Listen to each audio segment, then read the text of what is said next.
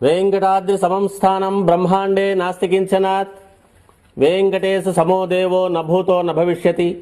శ్రీ వెంకటాచల క్షేత్రం వెంకటేశ్వర స్వామివారు శ్రీ వైఖానస భగవచ్శాస్త్ర ప్రకారం పంచబేరాలుగా తిరువారాధన జరుగుతుంది.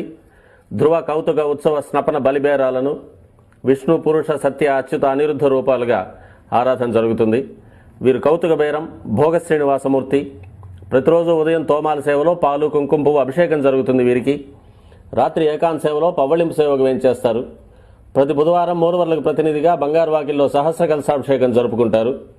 సుమారు 1500 సంవత్సరాల ముందు పల్లవ మహారాణి సమర్పించిన వెండి బింబము భోగ శ్రీనివాసమూర్తి. ధ్రువబేరం మూల విరాట్టు